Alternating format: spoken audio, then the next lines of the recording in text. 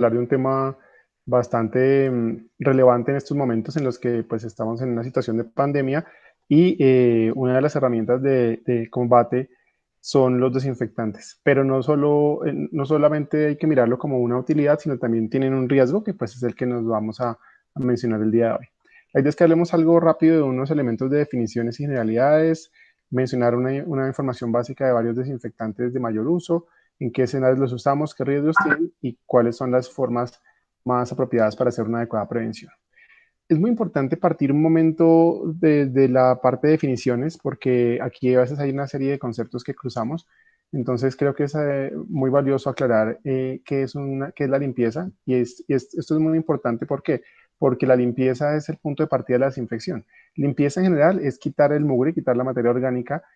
Para esto pues utilizamos habitualmente jabones y otro tipo de productos de aseo. A diferencia de la limpieza, la sanitización es un proceso en el cual lo que estamos haciendo es reducir la carga de microorganismos sin eliminarlos a todos, pero bajándolos a un nivel seguro. Eso es lo que está antes de la desinfección como tal. La desinfección sí es la acción que lleva a la destrucción total de la gran mayoría de microorganismos, usualmente excepto las esporas, que pueden estar en la superficie, y esa desinfección la hacemos habitualmente con agentes químicos o con agentes físicos. Para que sea efectiva, tienen que tener una limpieza previa, un aclarado del jabón con que se utiliza, usar un producto con una concentración adecuada, dejar el tiempo de contacto necesario y pues verificar si el producto tiene acción residual. Lo recalcaré más adelante porque es muy importante en cuanto a desinfección. Eso nos lleva entonces a que un desinfectante sea una sustancia química, un agente que utilizamos para eso, para inactivar esos microorganismos, aunque no siempre acaban con todos los objetos, con todos los microbios, en este caso las esporas.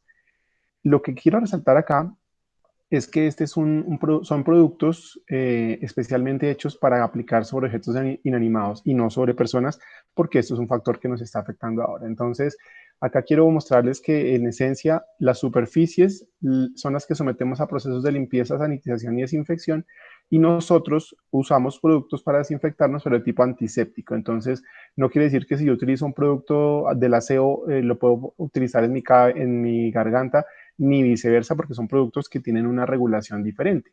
Y esto también es importante porque aquí hay implicaciones legales que si no las seguimos adecuadamente generan inconvenientes. Ya cuando hablamos de productos de aseo de tipo industrial, básicamente son esos productos que están hechos para remover toda esa suciedad que hay en los insumos, en las máquinas, en las instalaciones, en el hospital, en el comedor de un centro comercial, y que son productos que tienen una concentración diferente especialmente. Aquí es importante saber que puede haber un mismo producto, pero con concentraciones diferentes, que o lo usamos en un escenario para hogar, pero también lo podemos usar en un escenario industrial, y con algunas diferencias específicas en su uso. Esto todo está regulado por una norma que es el decreto 1545, que se encarga de vigilar los productos de aseo e higiene. Estos productos de uso industrial son productos que se pueden comercializar solamente, es decir, sin tanta dificultad, verificando que no tengan un certificado del INVIMA de no obligatoriedad.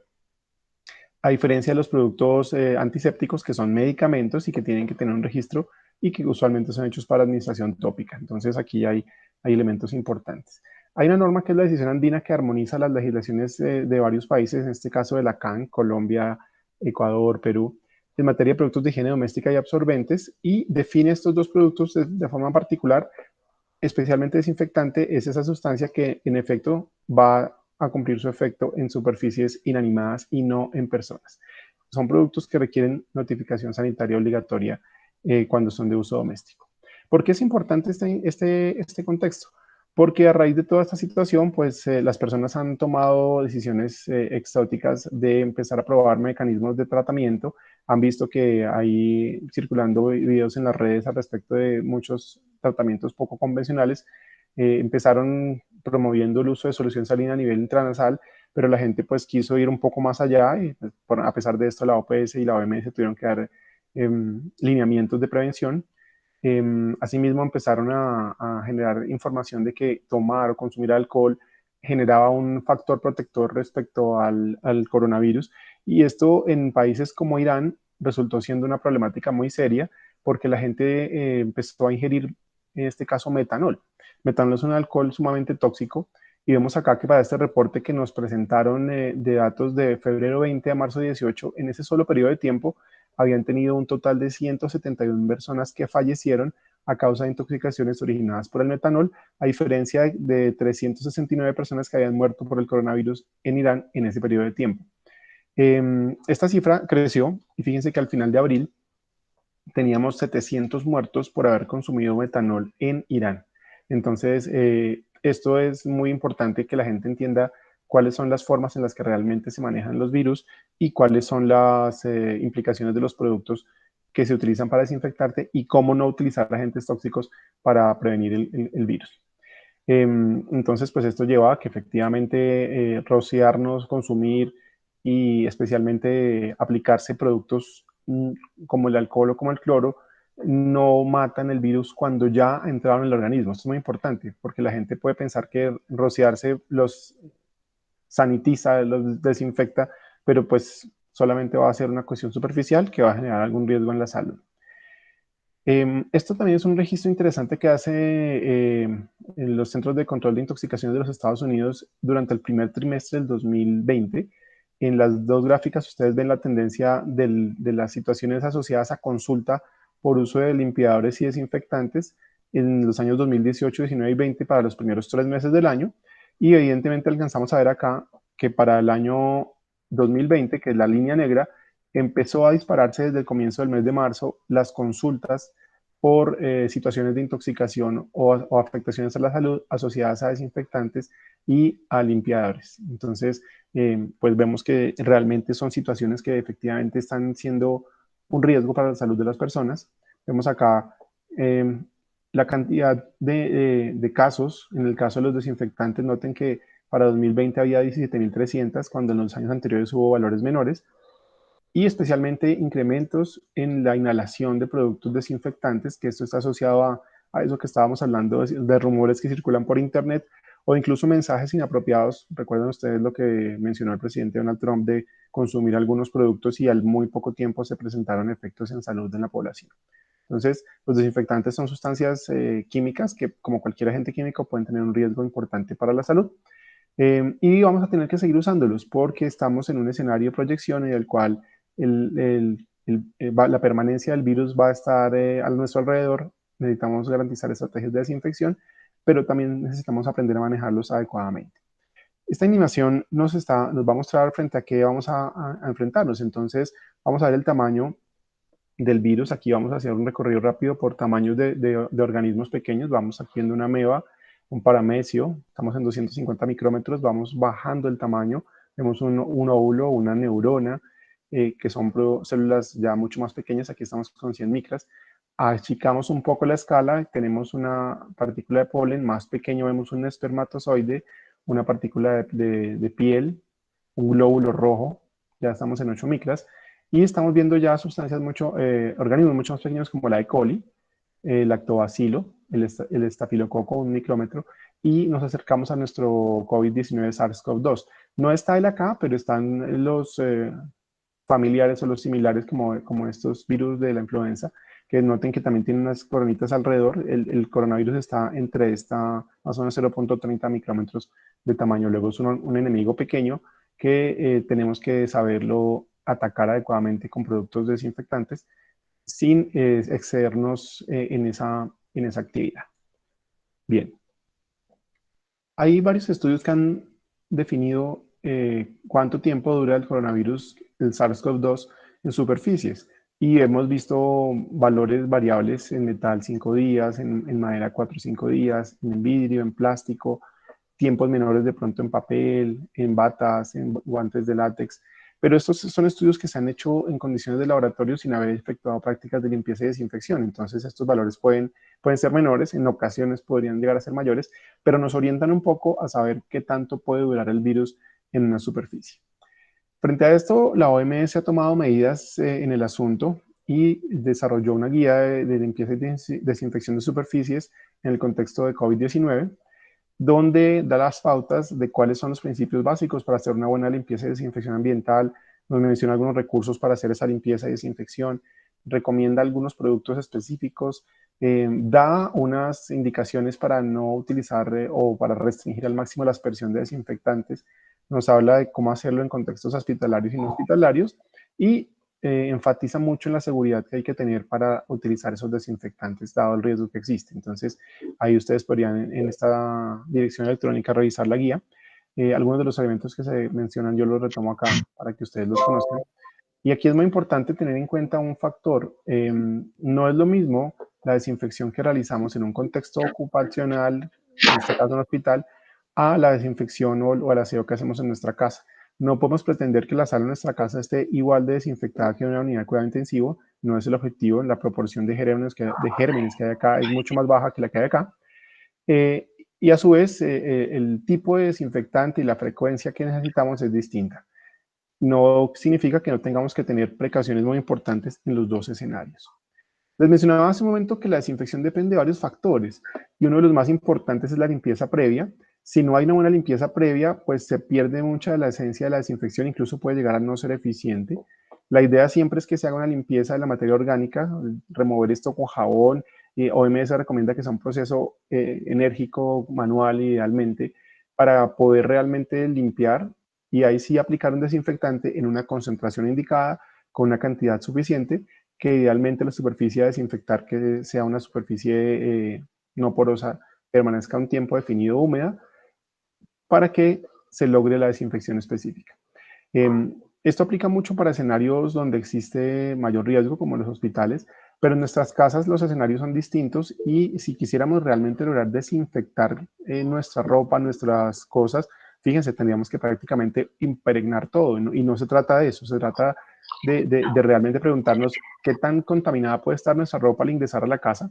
Eh, puede tener una cantidad ligera de virus y pues la probabilidad que ese virus que pueda estar en mi ropa llegue a mi boca o a mi nariz o a mis ojos es baja, existe, pero pues obviamente aquí la idea es que los usemos adecuadamente y no vayamos a extremos como personas que prácticamente viven impregnados en desinfectantes y eso genera riesgos para la salud. Y cuando hablamos de desinfectantes hay varios. Voy a hacer énfasis en desinfectantes de tipo químico y pues tenemos aquí varios productos. Los alcoholes, donde básicamente lo que más utilizamos es el alcohol etílico, que lo tenemos en la casa. El isopropílico es un alcohol muy útil para la limpieza y desinfección de productos electrónicos, los interiores de los vehículos, que pues no podemos utilizarlo con compuestos de cloro porque pues, pueden dañar las superficies. En casos más extremos, donde se requiere una desinfección de alto nivel, están los aldehídos y estos varios productos que se utilizan a nivel de instituciones hospitalarias. Y aquí es claro y es necesario saber que yo no necesariamente tengo que utilizar glutaldehído en mi casa, porque la probabilidad que tenga gérmenes complejos acá no es tan alta.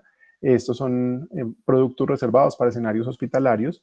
Lo que sí podemos usar más frecuentemente en nuestro hogar y también en entidades hospitalarias es el compuestos a base de cloro, como el hipoclorito de sodio y el ácido hipocloroso, que es un subproducto de este producto de cloro del hipoclorito, que son muy efectivos y que, pues, variando sus concentraciones, resultan siendo más eficientes en cierto momento.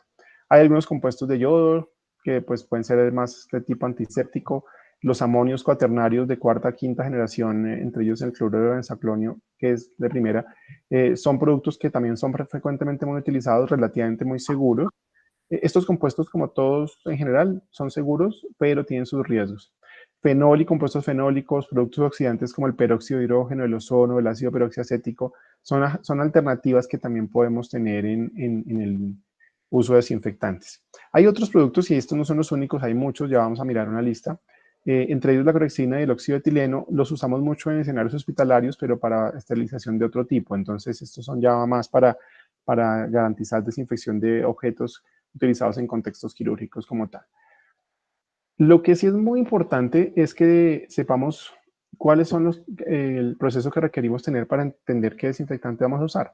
Y hay que partir primero que todo de esto, de estar seguros de que ya hice una limpieza previa, porque si no la desinfección no va a ser eficiente. Si yo ya chuleé mi desinfección, mi limpieza, perdón, ya después paso a decir, bueno, listo, ¿qué tipo de desinfección requiero? No es lo mismo, como les mencionaba hace un momento, lo que yo requiero en mi hogar a lo que yo requiero en una institución de salud. Un paciente, un servicio de urgencias donde ha habido un paciente que ha tenido una intervención en la cual ha habido sangrado o presencia de fluidos en el suelo, pues va a necesitar concentraciones más altas, tiempos mayores de un producto. A nivel industrial lo mismo, industria alimentaria, industria avícola, se requieren cierto tipo de desinfectantes particulares que pues de acuerdo a mi necesidad vamos a utilizarlas en dosis específicas, concentraciones definidas y pues de acuerdo a su seguridad del producto.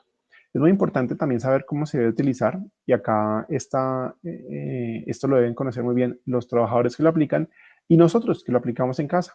Tenemos que saber cómo prepararlo, cómo aplicarlo, cuánto tiempo dejarlo actuar dependiendo del producto.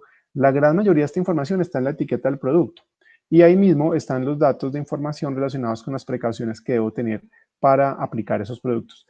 La mayoría de veces se requieren elementos de protección personal, especialmente a nivel dérmico, algunos oculares, respiratorios, también cuando producen gases, preveyendo que no vaya a haber contactos directos en la piel o con los ojos o no vaya a haber una salpicadura y garantizando idealmente que haya una ventilación apropiada para que no vaya a concentrarse los vapores de ciertos productos en el lugar. La lista es bastante grande. La Agencia de Protección Ambiental de los Estados Unidos, la EPA, desarrolló una lista N, que es la lista específica para control del virus SARS-CoV-2 en superficies, donde ofrece información de qué productos cumplen este papel, cómo se llaman a nivel comercial, quién lo produce, a qué tipo de virus actúa. Realmente no solo para el SARS-CoV-2, sino para muchos, pero incorporó el SARS-CoV-2 como virus para criterio de selección, qué formulación, para qué superficie debe ser utilizado y en dónde. En este instante, para el 11 de junio del 2020, la EPA tenía registrados 428 productos, registro que ha venido incrementando, anteriormente estaban más pocos productos. Estos son para uso en superficies. Por su parte, la FDA, que es la Agencia de Drogas y Alimentos de Estados Unidos, ha definido especialmente productos para manos, ¿no? Estos son más antisépticos, son más para medicamentos. Como tal. Entonces, estas son dos fuentes de información estadounidenses que nos sirven para orientarnos al respecto de qué productos usar. Y la EPA tiene este aplicativo donde yo puedo buscar el producto que necesito, puedo buscarlo por el número de registro de la EPA, pues si lo conozco, o por el nombre del ingrediente activo. En este caso me surge una lista grande, no son solo estos, sino una lista larga de productos frente al cual yo puedo seleccionar y consultar qué tipo de información hay para el producto que me interesa, o puedo hacer una búsqueda también dependiendo de qué sitio quiero desinfectar, si es una desinfección de instituciones de salud o de pronto a nivel institucional en un supermercado o en un centro comercial o en una empresa o en la casa, qué productos se recomiendan. Asimismo, buscar qué productos puedo utilizar de acuerdo al tiempo de contacto que necesite. Hay productos que muy rápidamente pueden tener una efectividad desinfectante grande, menor a 1 minuto, pero hay productos en los que yo requiero, o situaciones en las que requiero garantizar que el tiempo de contacto va a ser mayor para que logremos una desinfección terminal total, o sea, una garantía de que quedó desinfectado el lugar.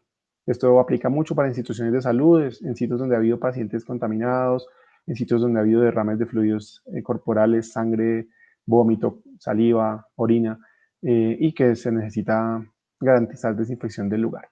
Entonces esto nos pone frente a una gran cantidad de sustancias químicas y productos químicos de desinfección que vamos a tener que utilizar en nuestro día a día y que no debe hacernos perder de vista que son productos tóxicos, aunque la gran mayoría son seguros si los usamos adecuadamente.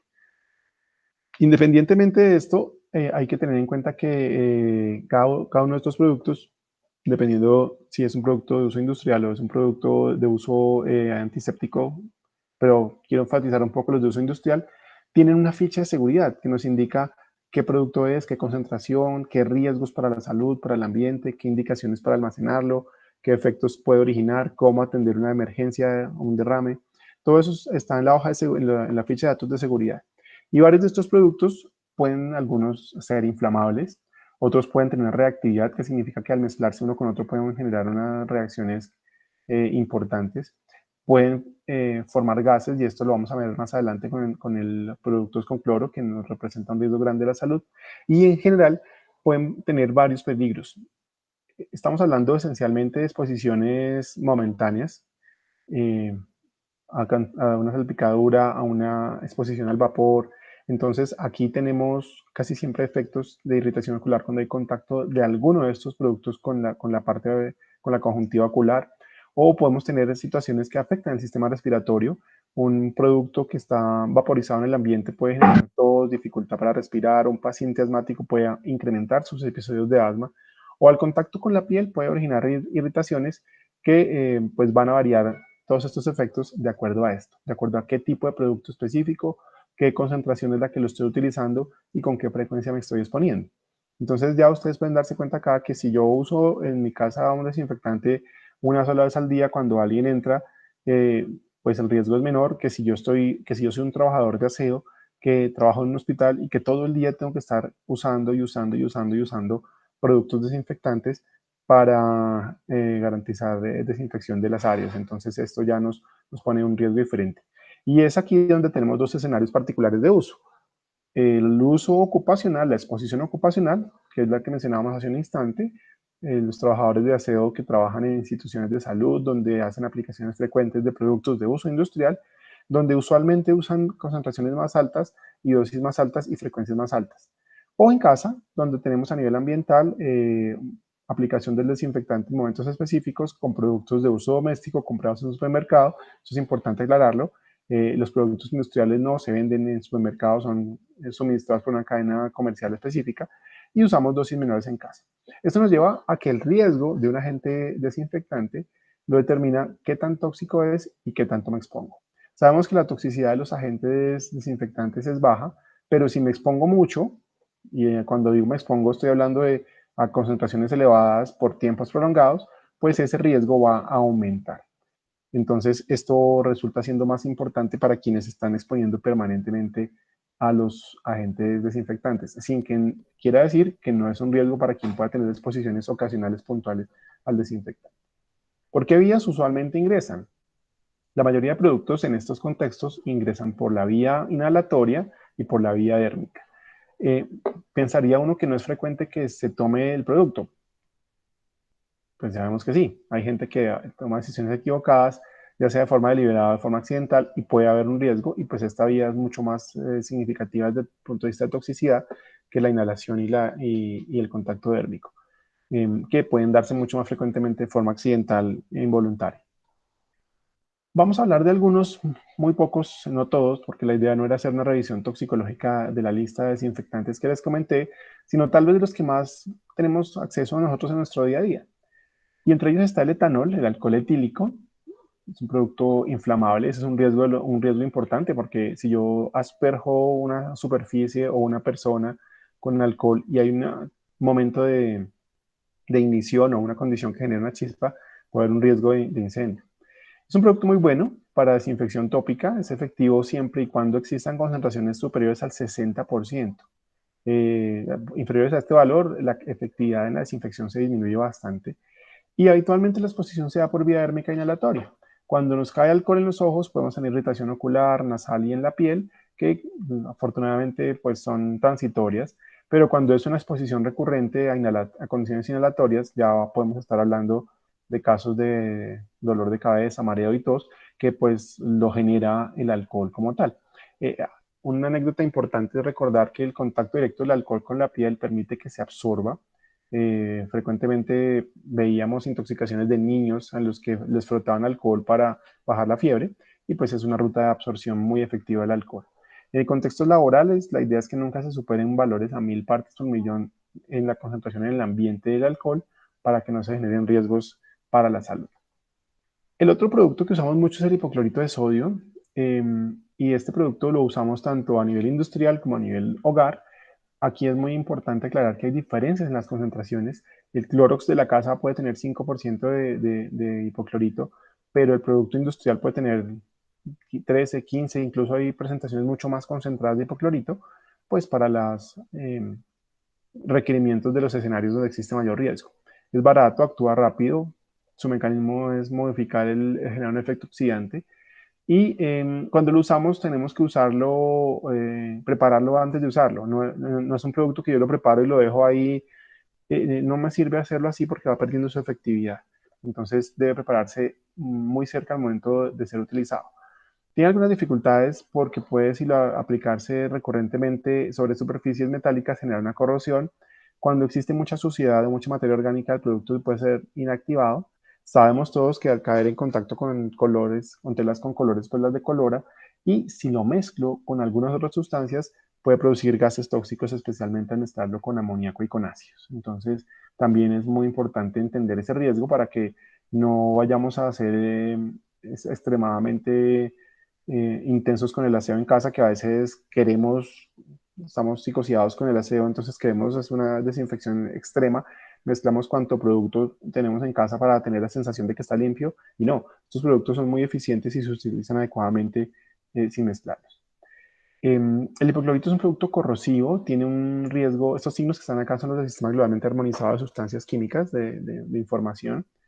Entonces, cualquier persona que lo pueda ver en cualquier parte del mundo sabe que esto es un signo de que es un producto corrosivo, de que esto es un signo de que es un producto que puede afectar al ambiente. Y eso es una cosa importante actualmente porque si estamos usando mucho desinfectante en cantidades muy grandes, pues estamos llevándolo al ambiente en cantidad muy grande y pues desafortunadamente sabemos que la pandemia está haciendo un impacto ambiental grande. Hay muchos residuos de guantes, de tapabocas, de trajes desechables que están cargándonos el ambiente y también pues desinfectantes. Al tener contacto con el hipoclorito por vía dérmica puede haber irritación en la piel, no necesariamente es inmediata, puede ser un poco tardía o puede generar hipersensibilidad. Hay personas que pueden desarrollar una dermatitis o resultar siendo muy irritables sus manos cuando han tenido contacto significativo. Cuando son soluciones con concentraciones elevadas, sí es factible que se presenten quemaduras. Por eso siempre es importante manipularlo con guantes. A veces en casa somos muy confiados y lo manejamos sin guantes. El simple hecho de tener un poco de contacto ya nos hace sentir cómo se pierde la turgencia de la capa lipídica superficial de la piel. Al inhalarlo puede producir irritación de vía aérea superior, entonces también es un producto que tenemos que evitar inhalar de forma recurrente. Prepararlo implica tener claro qué tipo de concentración tengo yo. Entonces, pues habitualmente en casa manejamos productos al 5%. ¿Y qué necesito? Entonces, necesito lavar manos y ropa, necesito desinfección de superficies o necesito una cuestión un poco más profunda como limpieza de derrames de fluidos corporales. OMS dice, mire, lo que básicamente sirve para que podamos matar la mayoría de patógenos es al 0,1%, que es esto que estamos viendo acá, y pues dependiendo de la concentración de la solución. Si yo tengo hipoclorito del común y corriente de casa y quiero lograr esa recomendación de 0,1%, necesito solamente 20 mililitros de hipoclorito por 980 mililitros de agua. Entonces, aquí es importante saber que no por echarle más va a ser más efectivo, no. La efectividad incluso a veces puede afectarse cuando la solución está muy concentrada y hay que hacerlo, hay que prepararlo para lo que se necesita. Y pues como lo mencioné hace un momento, si se va a usar la solución, pues esa solución puede tener un periodo de tiempo de efectividad que va reduciéndose con el tiempo. Entonces, la idea es que tengamos una solución que la preparemos cerca del momento del uso con solamente 20 mililitros y 980 mililitros de agua para lograr esta concentración. Bien, otros productos frecuentemente utilizados para desinfección de superficies son los amonios cuaternarios, que casi siempre son bueno, productos que se disuelven en soluciones líquidas.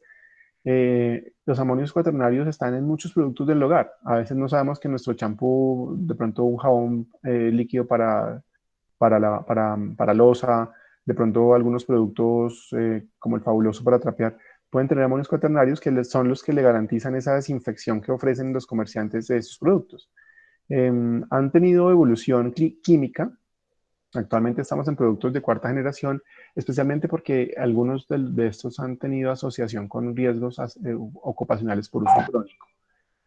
Normalmente son productos que si la exposición es dérmica directa, y aquí quiero hacer énfasis, dependiendo de la concentración, puede haber una inflamación o una irritación a nivel de la piel. En casos un poco más agresivos puede haber una dermatitis alérgica, primero una dermatitis irritativa, luego una alérgica, y por supuesto si hay una salpicadura o un contacto con las mucosas puede haber una irritación. Eh, con ellos es importante saber qué concentraciones y qué cantidades tienen, porque son estos, junto con el ácido hipocloroso, que no lo mencioné, pero el ácido hipocloroso es un producto derivado de la degradación química del hipoclorito, de hecho el hipoclorito al mezclarse con agua forma ácido hipocloroso, pero rápidamente se degrada. Eh, Hay una forma de mantenerlo en su concentración y pH apropiado para que mantenga el efecto desinfectante del ácido hipocloroso y poderlo almacenar. Con esos productos también pasa lo mismo. Tenemos que saber qué producto es, qué concentración, porque en ocasiones pues, pueden ser riesgosos para aplicar directamente sobre la piel o en ocasiones sí están indicados para procesos de desinfección superficial o para uso en productos cosméticos convencionales. En general, si estamos hablando de productos desinfectantes industriales en escenarios o en contextos de desinfección grande, sí podrían haber más riesgos porque son productos más concentrados de irritaciones a nivel de la piel o efectos respiratorios por la inhalación. La literatura describe que pacientes asmáticos que utilizan este tipo de productos desencadenan episodios de asma y que la exposición crónica a productos como los amonios cuaternarios podría incrementar el riesgo de desarrollar asma. Entonces, fíjense que son sustancias que tenemos que tener cuidado con su manejo como tal. Otro de ellos que se utiliza para desinfección masiva es el peróxido de hidrógeno, lo conocemos todos como el agua oxigenada. Es un producto oxidante, irritante y corrosivo, pero pues la diferencia que tenemos es el porcentaje. El agua oxigenada, la que vamos acá, la JGB, la popular, tiene 3,9%, pero la industrial tiene concentraciones de 48%. Entonces, por supuesto, esto es una solución que tiene una propiedad muy grande de llegar a ser reactivo y explosivo, con un problema que no huele casi, pero pues es bastante irritante y corrosivo. Otra propiedad muy curiosa del peróxido de hidrógeno es que es más pesado que el aire. ¿Qué significa eso? Que si en esta gráfica vemos acá, por ejemplo, este gas verde que está acá, es un gas que es más pesado que el aire. Entonces, podría quedarse en las partes inferiores generando, si no hay un flujo de aire adecuado, un riesgo de explosividad si estamos en una atmósfera con riesgos de explosión, o en un espacio confinado como este, una mayor probabilidad de que haya una afectación por inhalación de concentración alta o una explosión por la misma concentración que estoy mencionando. Entonces, lo ideal es que estos productos no se usen a concentraciones superiores a 10% para efectos a, a, de limpieza sobre superficies del cuerpo. Ya por encima de esto son para superficies sólidas y sobre superficies no porosas. Estos productos pueden generar vapores que pueden ser inhalados y pues nos podrían originar una irritación en la vía aérea, y el contacto térmico prolongado va a originar una irritación a nivel dérmico como tal. Sabemos también que en ciertos momentos puede originar un blanqueamiento temporal de la piel, del pelo. Entonces la idea pues es que se utilice solamente en los contextos necesarios. Para limpieza de SARS-CoV-2 podríamos utilizar una solución de agua oxigenada para limpiar de pronto elementos como el computador, como algunos elementos, pero dependiendo, porque recuerden que varios de esos productos pueden ser corrosivos y oxidantes. Entonces, para tener en casa es mucho mejor hacer limpieza de superficies electrónicas y de las llaves, el teléfono, con alcohol. Alcohol es mucho más eficiente para eso. Bien, nos lleva entonces a que tenemos que tener en mente que hay que prevenir cuáles son las situaciones que generan riesgos con estas sustancias. Y nos toca hablar de cómo prevenir en el contexto laboral, donde yo estoy una gran parte de la jornada expuesto, versus en casa, que pueden ser momentos más cortos de exposición. En la prevención de riesgos siempre hay una jerarquía de control de riesgos. Lo ideal siempre es cuando tengo un riesgo presente y lo puedo eliminar, pues eliminarlo.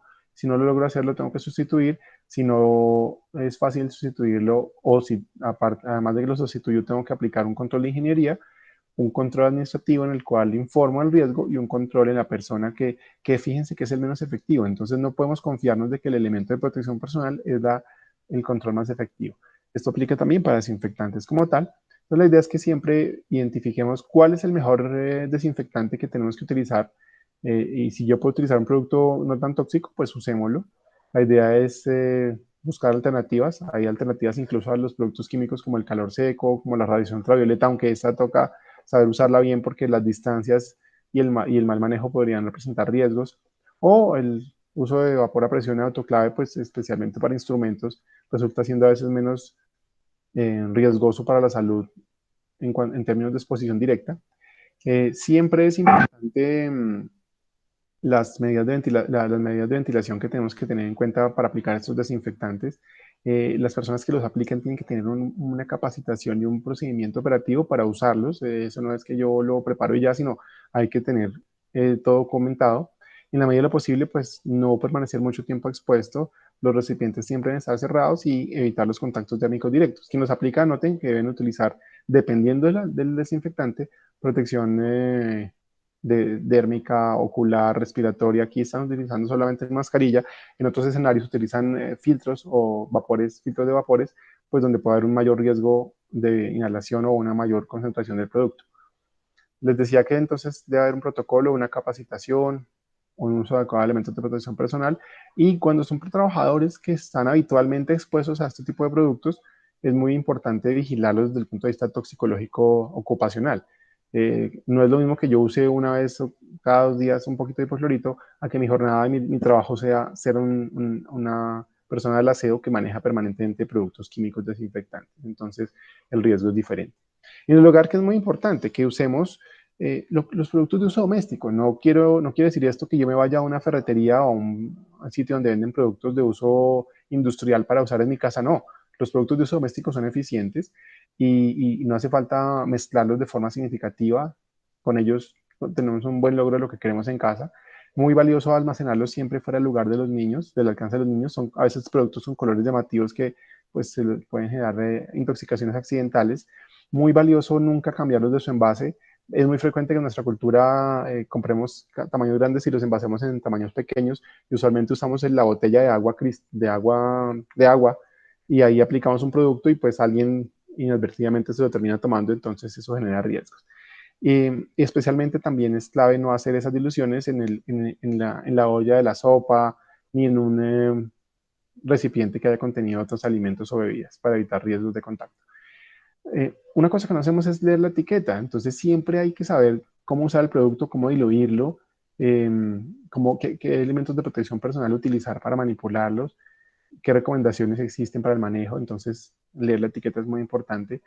Siempre tratar de garantizar una buena ventilación durante el momento de preparación y aplicación, y pues no mezclar los productos porque podemos tener problemas como este, al mezclar cloro con amoníaco, producir un gas que genera una toxicidad muy aguda a nivel inflamatorio, respiratorio, perdón. Tampoco mezclar cloro con vinagre ni cloro con alcohol en gel, porque todos este tipo de mezclas producen gases tóxicos que pueden ser bastante agresivos para la vía respiratoria y pues producir una toxicidad aguda en la persona. Bien, no sobra en casa mantener muy, muy alejados siempre a los chicos y a las mascotas. Siempre después de utilizar el producto, lavarse las manos. Puede haber quedado un residuo en nuestras manos y pues irritarnos la piel. Los productos que utilizamos para aplicar esas sustancias hay que desecharlos. Si utilizamos un guante de látex, pues lo desechamos. De pronto los guantes de caucho sí pueden ser lavados, pero a veces los productos pues pierden su capacidad cuando han entrado en contacto con este tipo de agentes químicos. Y la idea es que siempre estén bien almacenados y bien tapados y bien guardados para que no evaporen o puedan derramarse y producir salpicaduras. En general, de manera rápida, la Agencia de Protección Ambiental recoge de aquí 6 pasos para usar de forma segura los desinfectantes, y ya hemos hablado de algunos de ellos: saber qué producto es y verificar que sea un producto indicado para eso, leer las instrucciones, limpiar la superficie previamente, lo que les mencionaba. Luego sí, garantizar que se hizo la aplicación y se dejó el tiempo necesario, usar los guantes para la aplicación y lavarse las manos, y guardarlos bajo llave. Son medidas que nos van a reducir riesgos para la salud de las personas en casa. Muy importante también darnos cuenta que a veces la exposición no necesariamente es en nuestra casa, sino externa. Y en nuestro país, al comienzo del mes de abril, empezó a pulular bastante el uso de cabinas de desinfección. Y fíjense esto, estaban haciendo una aplicación directa de un desinfectante a las personas. Pues el señor sí está totalmente protegido, pero las personas están totalmente expuestas. Pues es una cuestión que estamos hablando de un agente de riesgo químico que no debería haberse hecho. Las cabinas también empezaron a existir de forma masiva, y fíjense que aquí la gente está entrando a inhalar un producto. El producto puede estar en contacto con sus ojos, con su vía respiratoria, con su piel, teóricamente para reducir un poco la carga viral de la ropa. Eh, a veces quiero pasarme a esta, a veces pensamos que nuestra ropa se impregna de coronavirus de esta forma y sentimos que estamos sucios, y no, realmente el coronavirus no es como tinta de esfero que se empieza a regar por todas partes, no. Si hubo una zona de contacto, posiblemente haya una concentración o una carga pequeña de virus, que para que realmente me llegue a generar un efecto tengo yo que entrar en contacto directo. La gente a veces les gustaría tener en casa una máquina así para lavarse cuando llega de la casa, y creo que a veces estamos exagerando No quiere decir que seamos descuidados, pero sí que tengamos claridad de qué es lo que necesitamos como tal. Porque si quisiéramos ser estrictos, no sabemos qué tan sucia está nuestra ropa, no sabemos eh, digamos, necesitaríamos tener una humectación total para que efectividad la desinfección sea buena, y pues no es la idea, no es la idea dejar una ropa impregnada para que por vía térmica se absorba un desinfectante. Esto es importante mencionarlo y recalcarlo porque la gente sigue pensando que esto lo desinfecta como tal. Y realmente no es así. Lo que estamos haciendo es exponernos a un riesgo de contacto directo del producto por vía ocular, dérmica y respiratoria, y generando una falsa sensación de seguridad que estamos desinfectados cuando pues eventualmente podemos tener una reducción importante de la carga de la concentración de virus en superficies externas, pero si yo soy un paciente infectado y tengo coronavirus, pues obviamente el virus va a estar en mi cuerpo presente. Si yo sigo tosiendo y si yo sigo no lavándome las manos, pues lo va a seguir dispersando. Estas medidas podrían llegar incluso a reducir un poco esa efectividad de las que ya sabemos que funcionan, como el lavado de manos. Entonces, además de generar riesgo, pues nos produce un impacto que no es tampoco tan positivo como tal. Entonces, estos son riesgos que debemos evitar como tal. La OMS también menciona en su documento que el tema de lavar las calles no es efectivo. Ellos decían que el virus como tal, la calle no es un reservorio como tal, el virus puede permanecer poco tiempo viable en una superficie como la calle por la temperatura, por la humedad. Entonces, lo que estamos haciendo es un ejercicio de desinfección que no es tan eficiente porque no estamos lavando primero. Entonces, eso pues llevaría a que ese desinfectante fuera inactivado por la sociedad, y a veces vemos que se aplica esto sobre, por ejemplo, calles destapadas, pues no tiene ningún sentido porque es una superficie muy porosa como tal.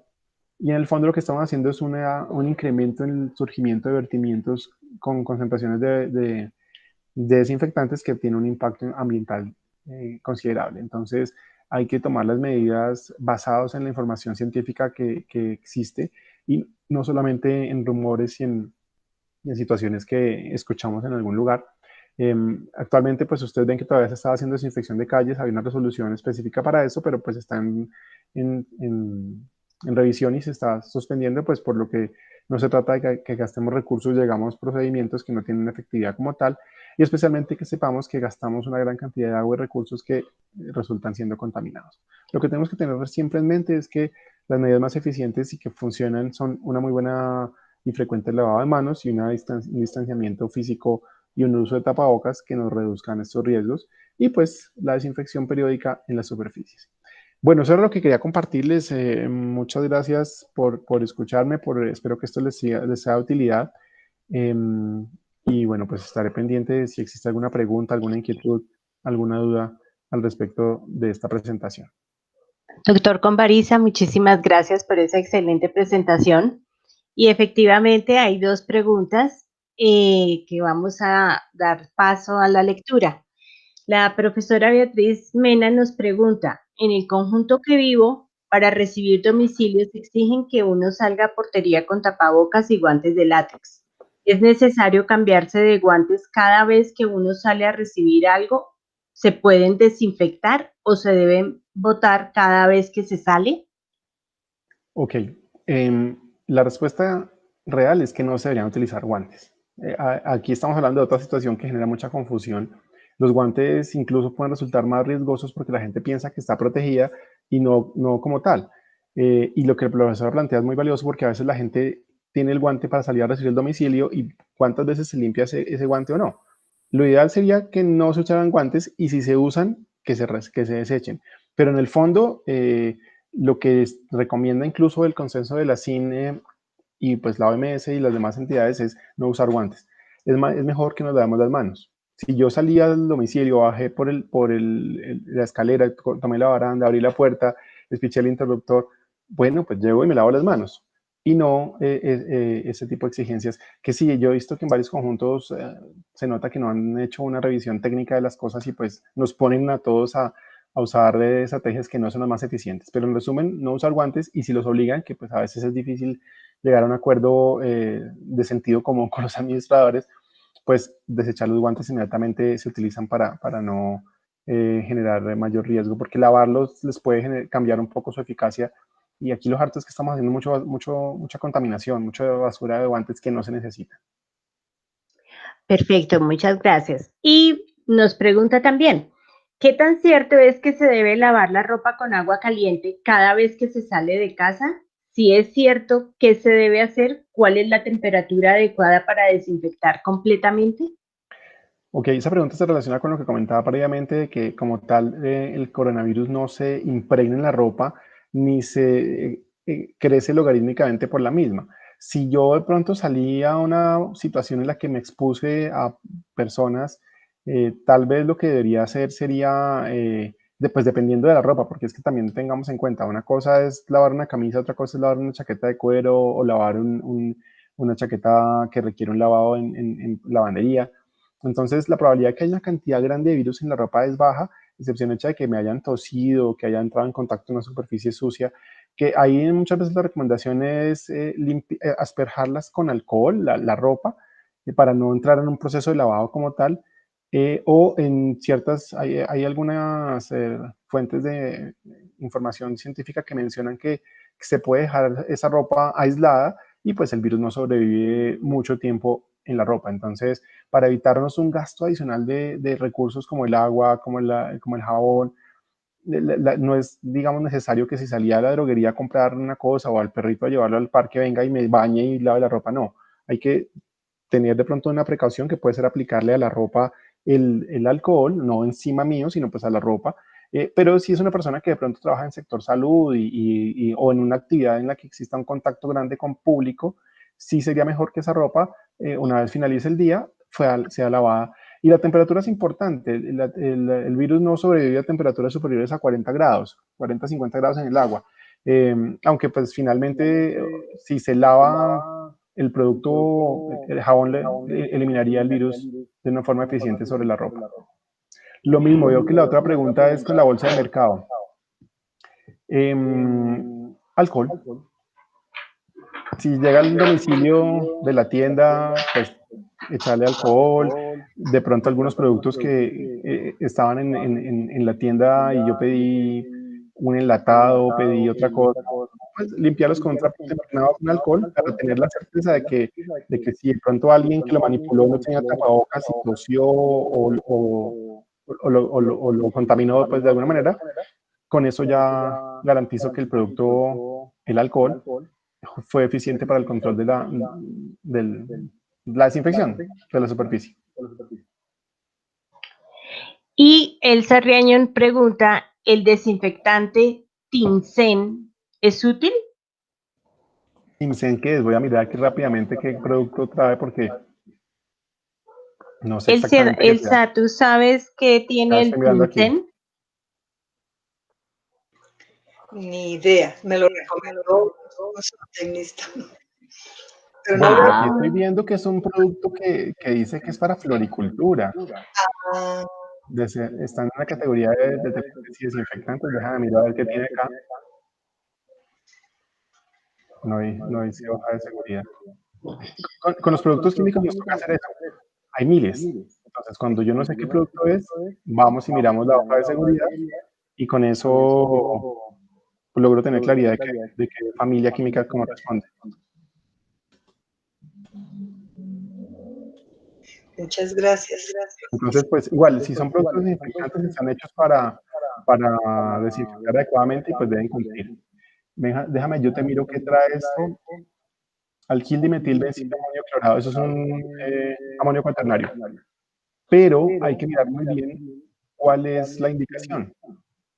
Dice que es un producto biocida y creo que es más para como para jardinería. Ah, perfecto, doctor Convariza. Y una última pregunta que esa sí te la hago yo. Bueno, En la conferencia decías que productos como el Fabuloso tienen amonio cuaternario. Y pues con la obsesión de la limpieza, la mezcla de ese Fabuloso con el cloro, con el hipoclorito, ¿tendría algún problema? sí, o sea, lo ideal es que los productos de aseo no se mezclen. Bueno, para el fabuloso habría que mirar cuál es el desinfectante que asocian al mismo. Algunos pueden tener amoníos cuaternarios, otros pueden tener otros tipos de tensoactivos. Pero lo ideal es que si yo estoy en mi casa o en un sitio donde no veo un riesgo muy grande de que haya una contaminación por patógenos de riesgo, pues usar ese producto solo es suficiente. Ahora, si quiero lograr un mejor resultado, el hipoclorito es la mejor solución para la casa. Entonces, preparando una solución para trapear, para limpiar superficies, ya estoy garantizando de que está quedando desinfectada la casa. Nosotros normalmente en casa lo que hacemos es una sanitización. Limpiamos con un producto, con jabón, con un detergente.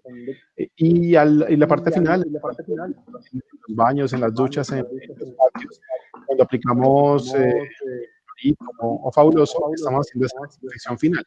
Pero pues eso funciona y es eficiente. Y pues no hace falta ir a productos de uso industrial o mezclas importantes para que no aumente el riesgo. Que si tenemos un perrito, que si tenemos un gato, que el gatico puede traer de la calle. No, los desinfectantes de uso doméstico sirven para atacar y eliminar las bacterias que pueden estar, los patógenos que pueden estar presentes en las superficies cuando han estado contaminadas por el contacto de la suela del zapato, la patica del perrito, del gatico en el piso. Y ya que tocas el tema de la mascota, entonces la limpieza de sus paticas, ¿con qué se debe hacer? ¿Con alcohol, con el vinagre o con qué? No, lo ideal sería limpiar con un trapito con jabón. Básicamente, el vinagre también es una alternativa para este tipo de limpieza, pero he escuchado también, me han contado, eso sí fue que me contaron, de animalitos que han tenido irritaciones en las paticas porque les están echando hipoclorito, les están echando alcohol. No, o sea, la idea es básicamente que si estuvieron caminando en el parque, pueden traer algo de materia orgánica. Esa materia orgánica hay que limpiarla, hay que lavarla con jabón, con una limpieza un pañito o algo así puede ser suficiente para que no haya el riesgo de que si el virus está presente, que de hecho también no es tan frecuente, o sea, es muy poco probable que el animalito pise, llegue a la casa del virus y el virus esté en el suelo y yo entre en contacto con la superficie. Hay probabilidad, pero es baja. Pero pues para tener tranquilidad, la idea es limpiarlo con un pañito en la parte de sus paticas. Muy bien, doctor Conbariza, muchísimas gracias. La profe Mena, pues también te felicita por esta excelente presentación. Y para todos, pues creo que ya hemos culminado. Nuevamente, mil y mil gracias por aceptar la invitación. Y les recuerdo a todos nuestros oyentes que mañana tendremos nuestra charla a las 5 de la tarde, solo será una emisión para que por favor nos acompañen. David, quedas invitado también, muchas gracias. Y entonces a todos les deseo una feliz noche, que descansen y mil gracias. Muchas gracias para todos, una feliz noche. Gracias. Okay. Hasta luego, gracias. Hasta luego.